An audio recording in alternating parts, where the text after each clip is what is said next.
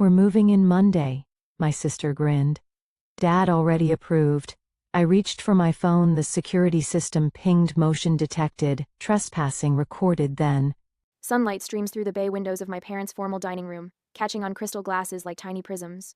The familiar weight of tradition settles over me as I adjust the burgundy linen napkin on my lap, breathing in the rich aroma of Mom's pot roast. Dad stands at the head of the polished mahogany table, carving the meat with practiced precision, each slice falling perfectly onto the Wedgwood china he reserves for Sunday gatherings. "Just a small piece for me, Dad," I say, watching as he ignores my request and places a generous portion on my plate anyway. "You're too thin, Gabrielle," he says without looking up. "Always have been." I'm about to remind him that at 38, I'm perfectly capable of determining my own portion sizes when the front door bursts open. The peaceful tableau shatters as my sister Vanessa sweeps in with her husband Mark and their 3 children. Instantly, the dining room fills with noise, backpacks dropping, children arguing over seats, Mark's heavy footsteps. "Sorry we're late," Vanessa announces without a hint of actual remorse. Her eyes are bright with an unusual excitement that immediately puts me on edge. Traffic was terrible by the outlet mall. "You went shopping before Sunday dinner?" I ask, but my question drowns beneath Mom's enthusiastic greeting of her grandchildren. Dad catches Vanessa's eye and nods slightly, a silent exchange that tightens something in my chest. I recognize that look, the conspiratorial glance they've shared since we were kids, usually right before I discovered I was the only one not included in some family plan. "Well, we're all here now," Mom says, patting the table. "Charles, finish serving so we can eat while it's hot." We settle into the familiar rhythm of passing dishes and making small talk. Mom asks about my latest architectural project. Dad quizzes Mark about the stock market. The children intermittently whine about the vegetables on their plates. "So," Vanessa says suddenly, her voice rising above the dining room chatter, "we're moving into your lake house next week. We've got some foundation issues with our place." My fork freezes halfway to my mouth. "What?" "It's just sitting empty anyway, Gabrielle," Dad says, his tone casual but his eyes watchful. "I get the blue bedroom," Vanessa's oldest son announces, bouncing in his chair. "No fair. Mom said I could have that one," his sister protests. Their argument fades to background noise as realization washes over me. The children have already picked out bedrooms. This wasn't a spontaneous announcement. This was planned, discussed, and decided before I ever sat down at this table. "Your lake house has plenty of room," Mom adds, as if that settles everything, "and they won't be there forever." 6 years. 6 years I've spent restoring that lakeside property. $420,000 to purchase it, plus another $95,000 in critical repairs. I handled the flood damage alone 3 years ago while they were all cruising the Caribbean, spent weeks salvaging hardwood floors and replacing drywall. That house is more than property to me.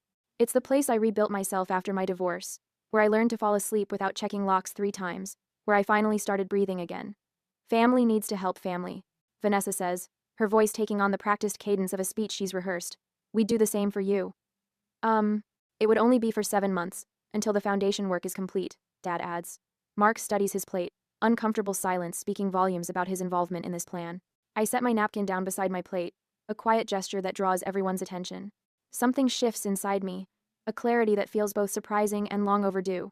"Gabrielle, you're always so particular about your things," Mom says, dismissing my unspoken objection with a wave of her hand. "This is what families do, Gabrielle," Dad adds, his tone sliding into the condescending one he reserves for when he believes someone is being unreasonable. "We help each other." Vanessa's lips curl into an entitled smile that grows as she watches me, sensing another victory in our lifelong pattern. She has always taken. I have always given. Our parents have always facilitated. Not this time. I reach for my handbag hanging on the chair beside me, extract a crisp manila folder, and place it on the table. "The contractors start Monday next week," I say, opening the folder to reveal renovation contracts and city permits, each page bearing my signature and dates from 3 months ago. It's a complete 9-month renovation. Everything down to the studs.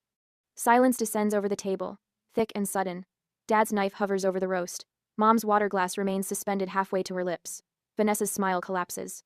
I take a slow, deliberate sip of water, surprised by the calm in my hand as I raise the glass.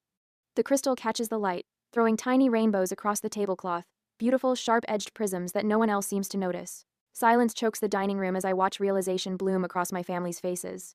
The manila folder with renovation contracts sits between us like a loaded gun. Dad's knife remains suspended above the roast, Mom's water glass frozen halfway to her lips. For once, Vanessa's practiced smile has shattered. "You can't be serious," Vanessa finally says, her voice climbing an octave. "We've already given notice at our apartment. Where are we supposed to go?" I take another sip of water, using the moment to catalog the long history of Vanessa's entitlement flashing through my mind. The time she borrowed my car for a weekend trip that stretched to 2 months. When she returned it, the cracked windshield was apparently already like that.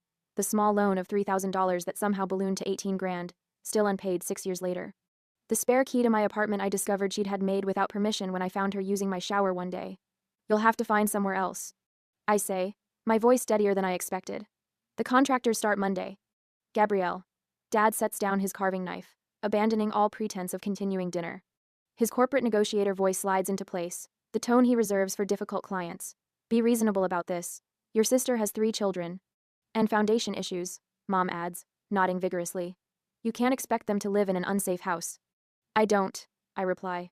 I expect them to find their own housing solution that doesn't involve taking mine. Vanessa's eyes narrow as she exchanges a glance with Dad. I recognize their silent communication. The same look they shared when I was 16 and discovered they'd given away my college savings to fund Vanessa's wedding. The coordinated pressure campaign is so familiar I could script it. But we've already started packing. Vanessa's voice shifts from demanding to desperate, right on cue. The moving truck is scheduled for Monday morning. This will break your father's heart, Mom whispers, reaching for Dad's hand in theatrical solidarity. My phone buzzes on my lap. A text from Miguel, my contractor. All materials delivered. We're ready for Monday morning, 7 a.m. sharp. A notification follows. Smart lock system active. Something warm unfurls in my chest. Not anger, not anxiety, confidence. While they were planning their ambush, I was preparing. The security company finished installation last week. The renovation permits are filed and approved. I've done everything by the book. What about storage for our furniture? Mark speaks for the first time, still studying his plate. We could at least store things in the garage temporarily. The garage is being converted to a home gym, I say. Everything's coming down to the studs. You'll regret putting renovation before family, Vanessa hisses, tears welling on command. I've seen this performance before, at family holidays, birthdays, anytime she doesn't get her way. The tears that appear and vanish with suspicious precision. Dad leans forward, voice lowered. Gabrielle, this situation could impact certain decisions about the future. The inheritance threat, right on schedule. What about the children? Mom's voice rises with practiced distress. They'll be homeless. I fold the napkin on my lap precisely, each crease deliberate. The weight of their expectations, their lifetime of demands disguised as family obligation, presses against my shoulders. But it no longer crushes me. Poor planning on your part doesn't constitute an emergency on mine, I say, meeting Dad's gaze directly. Recognition flashes across his face. His own words, the business mantra he's repeated for decades to clients who failed to prepare properly, turned back on him. I stand, collecting my purse and the manila folder. I've respected my contractual obligations. You should respect my boundaries. Sit down, Gabrielle. Dad's voice hardens. We're not finished discussing this. I am. Vanessa's oldest son looks up from his plate, bewildered by the tension. But I already told my friends about my new lake house bedroom. It's not your bedroom, I say gently. And it's not your lake house. I walk toward the door, footsteps echoing on hardwood. The family scrambles behind me, a chorus of protests and demands. I don't turn around. The front door closes behind me with a soft click that feels more decisive than a slam. Outside, the autumn air fills my lungs. I walk to my car, ignoring the dining room curtain twitching as Mom watches me leave. My phone lights up with Dad's number before I've even backed out of the driveway. 12 missed calls by the time I reach the highway. Only when I'm alone on the interstate, 20 miles between us, do my hands begin to shake against the steering wheel. The adrenaline crash hits hard, trembling fingers, shallow breaths. But beneath the physical reaction, my resolve remains steady. I pull into a rest stop, dial Miguel's number. Make sure the security system is fully operational by tomorrow morning. I tell him when he answers. And could you move the dumpsters directly in front of the garage doors? I'm concerned about unauthorized access. Already planned on it, he replies, and I can hear the smile in his voice. After what happened with the flood damage repairs, I figured your family might try something. I grip the phone tighter. He remembers. Someone remembers how I handled the emergency repairs alone 3 years ago, when the family was too busy cruising the Caribbean to help. The locks are changed, Miguel continues, and we've got cameras at all entry points. The shaking in my hands subsides. I'm not alone in this. Thank you, I say. I'll see you on Monday morning. As I end the call, a text from Vanessa appears. Dad's furious. Fix this now. I switch my phone to silent and set it on the passenger seat.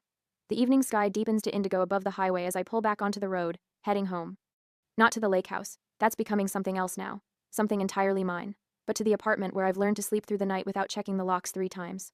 Tomorrow, they'll escalate. I know this with absolute certainty. But for the first time in our shared history, I'm prepared. Monday morning of the next week arrives with the rumble of an engine that doesn't belong.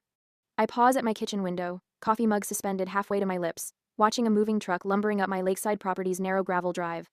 The burgundy logo on its side matches the color of Vanessa's lipstick at that awful Sunday dinner. My phone vibrates against the counter. Fifth call from Dad since dawn. I silence it without looking, gathering the folder of permits I'd shown the family on that Sunday dinner. The weight of it in my hands feels different now, substantial, like armor rather than paper. By the time I arrive at the lake house, Ray and his construction crew have already established a perimeter of orange safety cones. Sawhorses block the driveway entrance, forcing the moving truck to idle at the road. I park behind Ray's pickup and step out into crisp autumn air that carries the scent of pine and chainsaw exhaust. Miss Morgan, Ray nods, clipboard in hand, flanked by 6 workers in hard hats. We've got the demolition permits posted as required. Interior stripping begins in 30 minutes. Thank you. I scan the property. I see we have unexpected visitors. Ray's weathered face remains professional. They arrived about 10 minutes ago, claimed they had your permission to move in today. The moving truck's door swings open. Vanessa emerges, designer sunglasses pushed atop her head, face flushed with color that deepens when she spots me. What the hell is going on? She stalks toward me, pointing at the construction equipment. These men won't let our movers through.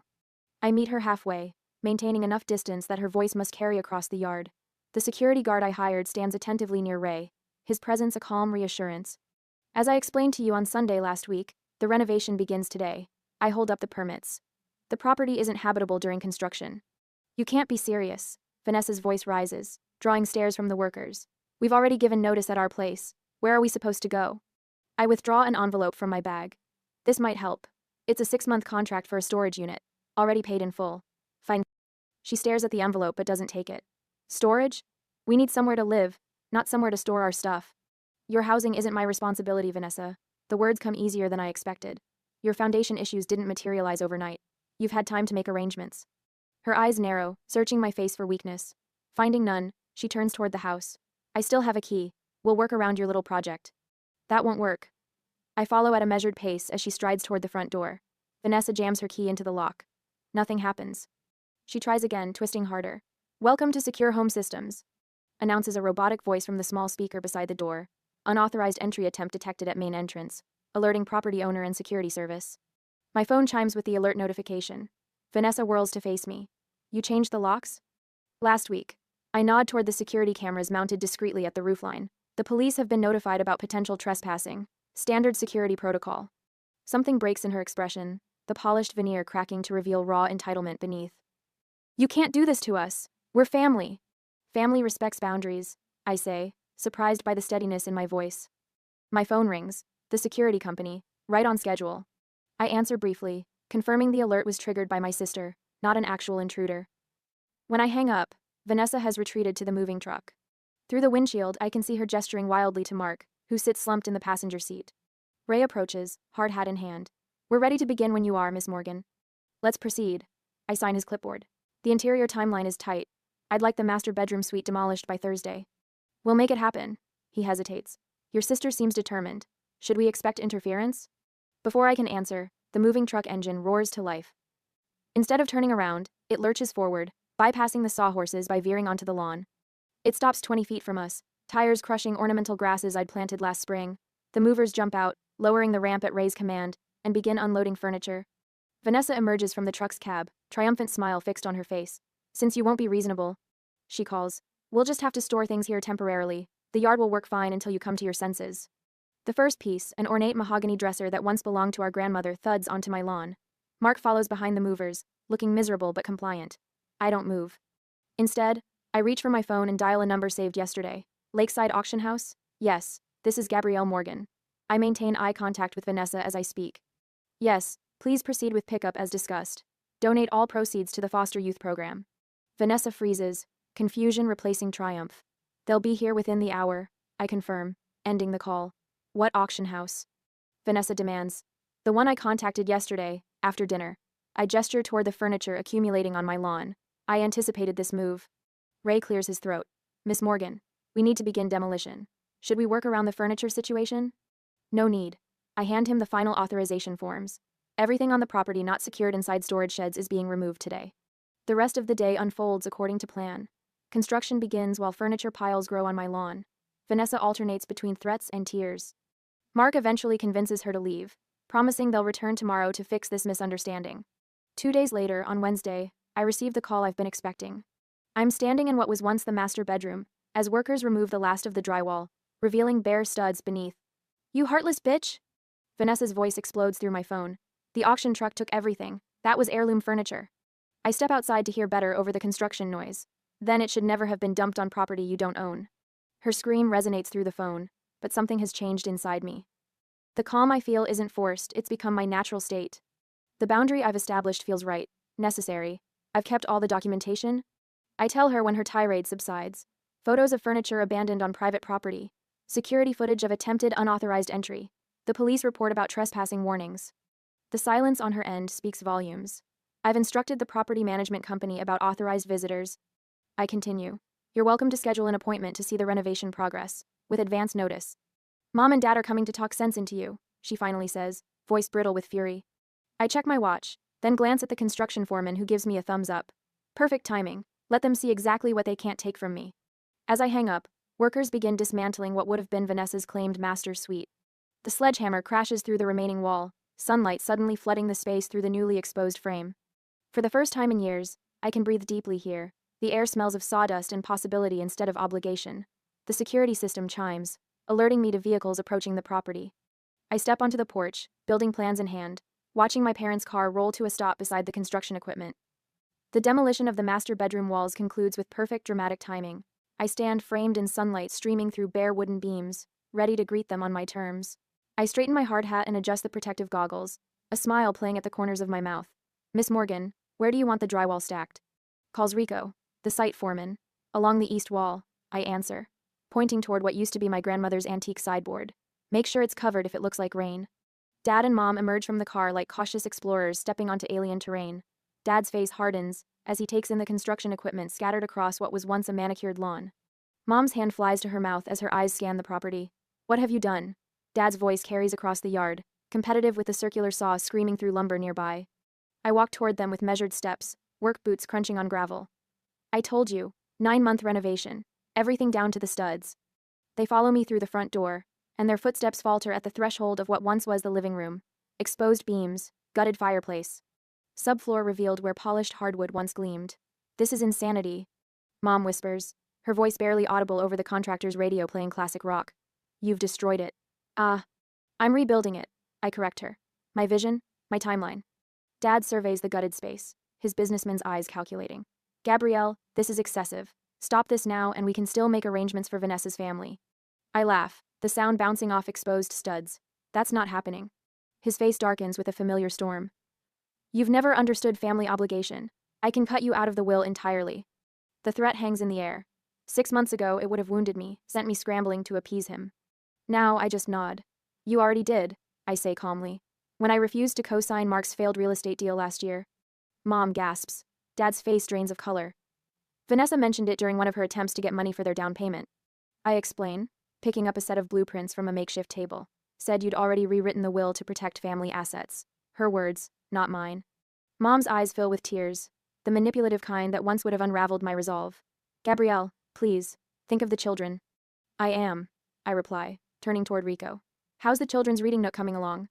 The built-ins are framed, he answers, nodding toward the far corner. Should look just like your designs. I watch my mother's confusion bloom on her face. For the foster youth program, I explain. The same one that received the $12,000 from the furniture auction. Dad's eyes narrow. Vanessa said you sold family heirlooms. Furniture left on property that wasn't hers, I correct him. The auction house documented everything. Very public process. Mom clutches Dad's arm. Charles, she's made us look terrible. People are talking. I pull out my phone, opening social media to show them Vanessa's deleted posts about her homeless family, and the subsequent community response praising my donation. Public shaming doesn't work when people know the truth, I say, returning the phone to my pocket. Dad straightens his shoulders, shifting to negotiation mode. Let's discuss options then. Perhaps we can reach a compromise. I note the change from demands to discussion. Progress, however small. The renovation continues as planned. I reply, gesturing toward a worker carefully removing old family photos from a wall scheduled for demolition tomorrow. But I'm willing to help Vanessa find alternative housing within her budget. Mom's tone shifts from entitled to cautiously respectful. That would be appreciated. My phone buzzes with notifications. Security company confirming no further unauthorized attempts since last week. Auction house sending official donation receipt for tax purposes. My contractor sharing progress photos of the back deck's transformation. As we stand amid the skeleton of my home, I notice Dad studying the blueprints with reluctant admiration. He recognizes good planning when he sees it. Have you ever had to reinvent a space to reclaim it? I ask them both. Sometimes you need to strip everything back to build something authentic. Before they can answer, my phone rings. Mark's name appears on the screen. "Excuse me," I say, stepping away. "I need to take this." I hear Mark's voice, quieter than usual. "Gabrielle, I wanted to apologize for my role in all this. I should have spoken up." Outside the window, I see my parents walking back to their car, their posture less rigid than when they arrived. "Sometimes the hardest foundations to pour are the ones that support our boundaries," I tell him. "But they're the most important." Behind me, workers continue transforming my sanctuary. One nail, one beam, one boundary at a time. The formal dining room glows amber in evening light, casting long shadows across my parents' Persian rug.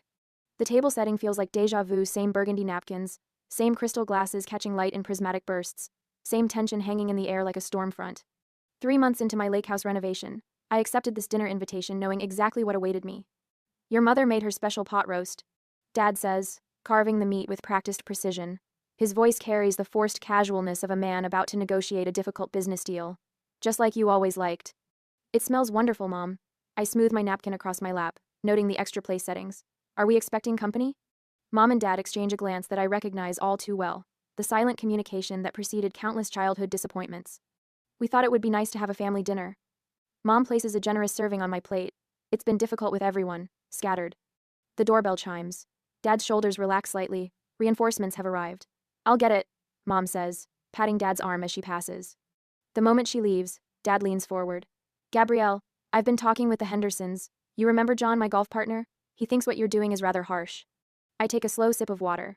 I wasn't aware the Hendersons were stakeholders in my property. "Community matters, Gabrielle. People talk." "Yes, they certainly do." I set my glass down carefully. "They talked when I handled the flood damage alone 3 years ago. Not a single offer of help then." "Guess." Dad's reply is interrupted by voices from the foyer. Mom returns with Pastor Williams, our family's longtime spiritual advisor and, not coincidentally, someone whose opinion I've always respected. "Gabrielle, so wonderful to see you." Pastor Williams takes the seat beside mine. "Your mother tells me you've been quite busy with renovations." "Transformative ones," I confirm, recognizing the setup. "My parents have always excelled at creating the appearance of impartial juries." Mom serves Pastor Williams before resuming her own seat. "We were just discussing family harmony, weren't we, Charles?" Dad nods, cutting his meat with surgical precision. "And how certain decisions might still be adjusted for the greater good." "The children miss their aunt," Mom adds, her voice dropping to that particular register she reserves for emotional leverage. "Family needs to stick together, especially in hard times." I notice my fingers have tightened around my fork. The old pattern unfolding exactly as expected, the united front, the implied moral failing, the quiet suggestion that I am the problem that needs fixing. "Speaking of family," Dad continues, "the Fosters had to help their daughter's family last year. Opened their home for 8 months during their renovation disaster. Barbara says it brought them closer." The pressure builds in careful increments. Each example, each implied comparison, the subtle reminder of what good families do. I reach for my handbag, retrieving my tablet. "I'd like to show you something," I say, voice steady as I unlock the screen. "Since we're discussing renovations." The first photo appears my lake house with scaffolding embracing its exterior like a protective cage. I swipe to show the interior, gutted to the studs, workers visible in hard hats, and protective gear. "This was day 1. I explain, continuing to swipe through the chronological renovation journey, "and this was last week." Pastor Williams leans forward, genuinely interested. "My goodness, what a transformation." The latest photos reveal spaces unrecognizable from their former state. The 4-bedroom layout has become a modern 3-bedroom with a private office overlooking the water. Floor-to-ceiling windows now frame the lake view. Reclaimed oak beams cross vaulted ceilings, matching the custom hardwood floors below. "That's the master suite," I explain, showing the room that once featured prominently in Vanessa's plans. The balcony was a structural challenge, but worth every penny for that sunrise view. Mom's fork pauses halfway to her mouth. "It's completely different." That was the point. I swipe to a different folder, opening a timeline document. Here's the project schedule, created 5 months ago. And here's the property assessment showing the projected value increase 40% above previous valuation. Dad's expression shifts subtly, the businessman in him recognizing solid investment strategy despite himself. "This was never about denying Vanessa," I say, my voice measured as I place the tablet on the table. "It was about honoring my own plans. Plans I made long before her convenient housing crisis." "Come," I say. I bring up another folder. I also have some older photos you might remember. Or perhaps not, since you were all on that Caribbean cruise at the time. The storm damage photos appear my lake house with water halfway up the first floor, furniture floating, walls already showing signs of mold. $28,000 in emergency repairs. I continue, displaying receipts and contractor invoices. Here are the text messages from that week. The ones where I asked for help and was told everyone was too busy. I first things that I thanks vacation. Mom's face pales. Dad studies his plate with sudden interest. Respecting boundaries isn't cruelty, I say into the silence. It's adulthood. Dad's shoulders sag slightly, a gesture so subtle I would have missed it before. For the first time, I see him not as the family patriarch, but as a negotiator who recognizes his position has been outmaneuvered. I should have helped with those repairs, Mom says quietly. No qualifications, no expectations attached. Perhaps the first genuine apology I've ever heard from her. The front door opens, breaking the moment. Vanessa sweeps in, cheeks flushed with righteous indignation, clearly expecting to find the usual united front against me. Her stride falters when she observes the tableau, our parents' reflective silence, Pastor William's thoughtful expression. My tablet, displaying evidence rather than emotion. What's happening? She asks, confusion replacing confidence. Mom said we were discussing the lake house situation. We were. I confirm, standing and gathering my things. I've shared my renovation progress. When it's complete in 6 months, you're all welcome to visit as guests, with advance notice.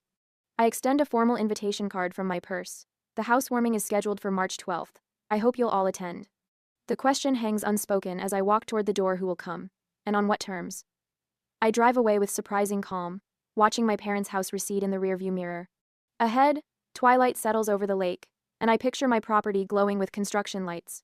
Transformation continuing, regardless of who witnesses its completion. For the first time in my adult life, I feel neither guilt nor obligation, only the quiet certainty that peace doesn't require surrender. Sometimes, it demands a stand. Sunlight dances across the lake, casting diamond reflections on my bedroom ceiling. 6 months have passed since that Sunday dinner ambush, and my lake house transformation is finally complete. I cradle a mug of coffee between my palms, savoring the morning stillness on my balcony. No voices demand my attention, no obligations crowd my thoughts. Just the gentle lapping of water against the dock and birdsong from the old oak tree I refused to remove during construction. Below me, the professional kitchen gleams with copper accents and reclaimed wood countertops. Last weekend, I hosted friends for dinner, serving wine in glasses I selected, not inherited. Laughter echoed through rooms once designated for Vanessa's children. The exercise room occupies what would have been her master suite, my daily reminder that self-care isn't selfish. My phone chimes. A text from Rachel, my contractor turned friend. Still can't believe we pulled this off. Best project ever. I smile, remembering her stunned expression when I first outlined my vision. You want to gut a perfectly good house? She'd asked. Now she brings potential clients to see my place with permission. Always permission. The doorbell interrupts my reverie. Through the security camera, I spot my parents standing awkwardly on the porch. Dad shifting his weight between feet, Mom clutching a small plant. Their first visit since the renovation completed. I press the intercom. Come in, I say, unlocking the door remotely. It's open. They enter tentatively, so different from the Sunday dinner where this all began. Dad's eyes widen at the soaring ceilings, Mom's gaze fixed on the dining table positioned exactly where Vanessa once claimed space would be, perfect for the kids' homework. Gabrielle, this island. Dad trails off, at a loss for words for perhaps the first time in his life. Remarkable. Mom finishes, setting her piece, offering a small jade plant on the side table. Truly remarkable. I serve coffee in handcrafted mugs, watching them catalog changes. Mom lingers by the photo wall images of my hiking trips, architectural projects, and sunset swims. Not a single family portrait among them. This is who I've become, I say simply, answering the question she doesn't ask. Dad nods, his businessman's eye noting the quality of craftsmanship. You've created something remarkable here, he admits, echoing Mom without realizing it. The bittersweet recognition hangs between us, growth that required distance. Later, I host an impromptu gathering. Rachel brings champagne.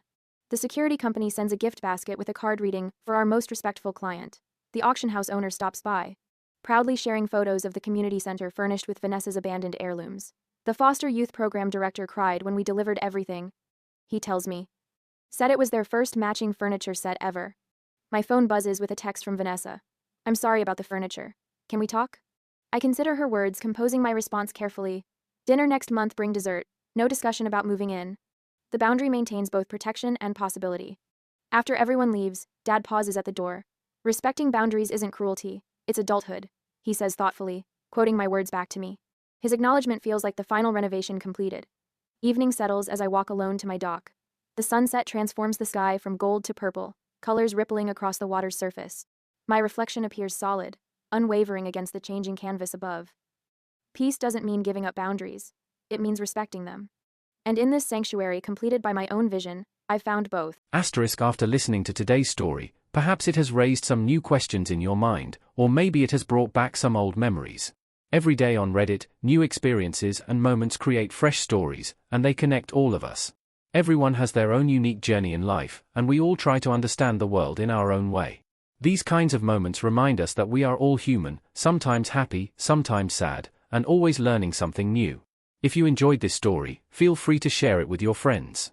Your thoughts and feedback are always valuable to us, as they motivate us to create even better content. Every story has its own unique angle, and our goal is to understand everyone's perspective and make our content diverse and relatable. Stories like these help us realize that life's journey is different for everyone, and by hearing other stories, we learn something new. You can also share your own stories with us. Your experiences are valuable to us as well, and if you enjoyed this video, please leave your feedback. We aim to create content that brightens your mind and gives you new ideas every time.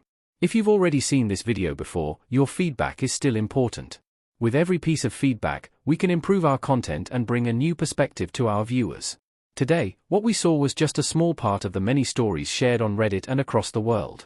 It's a reminder of how we all try to understand life by sharing our experiences with each other. This video was only an example of how we try to connect with others through storytelling, learning about different sides of life. We hope to continue sharing such stories that help us all learn and grow together. Thank you for your time, and don't forget to keep an eye out for more stories coming soon.